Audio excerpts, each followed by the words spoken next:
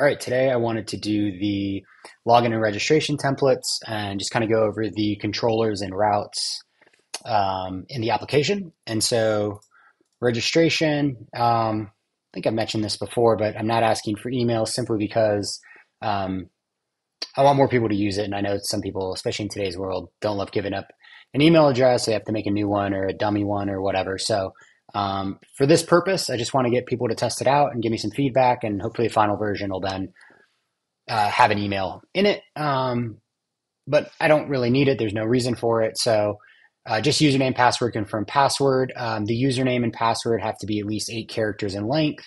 Password must contain at least one letter, one number, and one special character. So if we just try and also you will get a kickback here if the username already exists, so it doesn't have two in the same database. So let's just register. How about Bob? Good old Bob Barker. Price is right.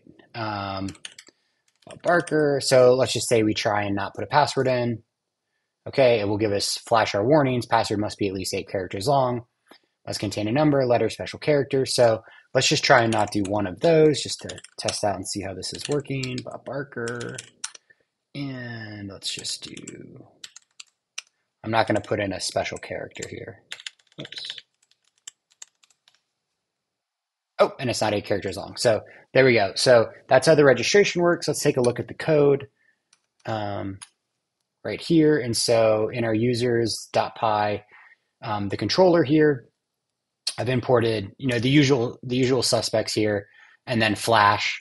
That's how we get the error messages, and then bcrypt for hashing the password. And so, this is our index route. And then when we go to register, we're just returning the HTML template.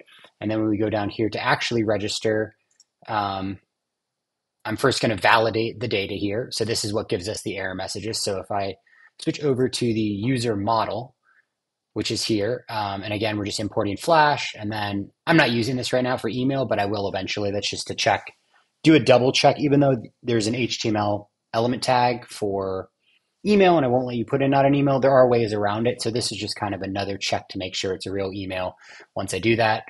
This is the user class. And so it's just ID, first name, last name, username, password, created at, updated at, portfolios, that I'll look at in a different video.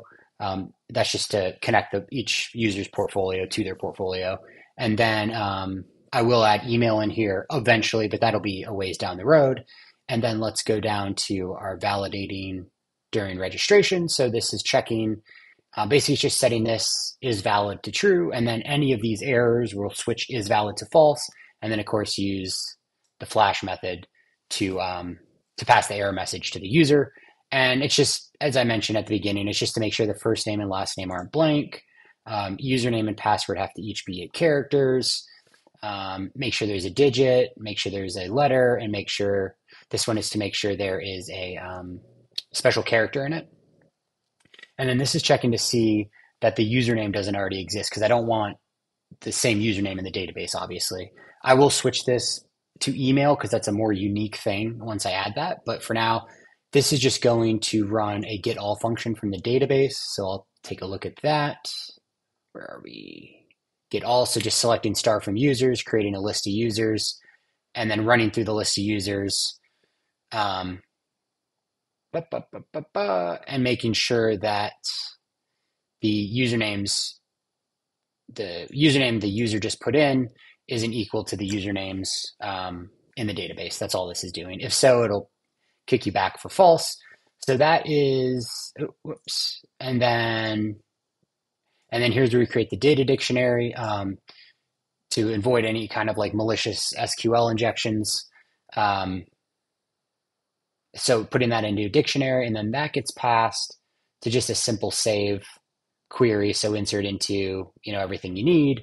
On the database, I already have the timestamp set for created at and updated at. So there's no need to pass those in here. And then that just saves the user to the database.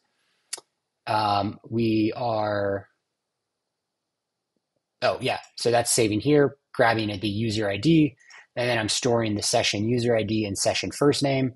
I haven't put the first name as like, hey, welcome so-and-so. I will add that to the templates, just haven't done that yet. And then this is useful to use while the user is logged in, obviously. And then just redirecting back to the portfolios page. So let's go ahead and create an actual person that will get pushed through. So we'll do Bob Barker. Make sure we include everything we need. Okay, so this takes us to that current portfolios page.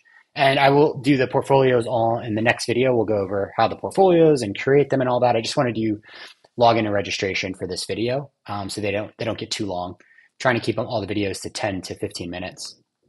So we'll log out. That's just a basic session clear right here. So log out, just clearing the session. And then let's go over the login. So we will log in, Bob Barker, and then this also gives an error, invalid email password, to make sure you're using the right password. So Bob Barker. Okay, and once logged in, it again takes you to the current portfolios page. So we'll just take a look at the login. So just the normal get route just renders the login template, obviously. And then we are going to log in the user, which is a post method, grabbing the username, and then we're going to grab the user in the database to make sure it's actually a user in the database. If it's not a user in the database, we're going to do the flash invalid email password.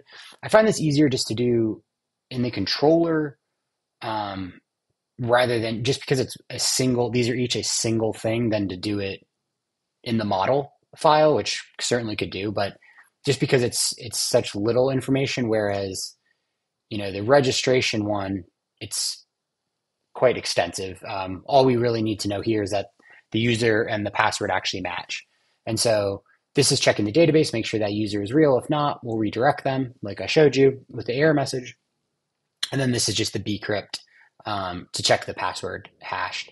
And then again, we will store the user ID, which we get from here, into session, as long as these don't return, invalid.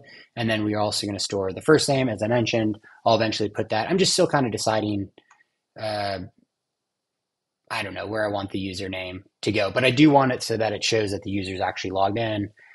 It'll be pretty obvious it's their account when they see their portfolios, but so that's pretty much it for the login and registration. It's pretty straightforward, pretty simple. The user controller is really just, the index page, the register, the logins. I put the FAQ here, and I'm going to put the contact form here as well. Just, I don't see a reason to make an entirely new controller file for that, although I could. And then, of course, logout's just a session clear. And then over here in the user's model, we went through what the class is, the save. This we'll use later for the get one to grab, or we did do this to get the one user from when we log in, which is right here.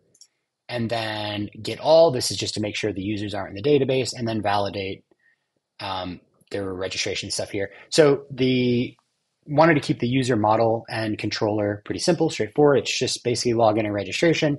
And then most of the fun stuff happens in the portfolios, controller and model, which will probably be a much longer video, but maybe I'll try and break it down into one or two. But that's it for login and registration. Hope this was helpful. Let me know if you have any questions.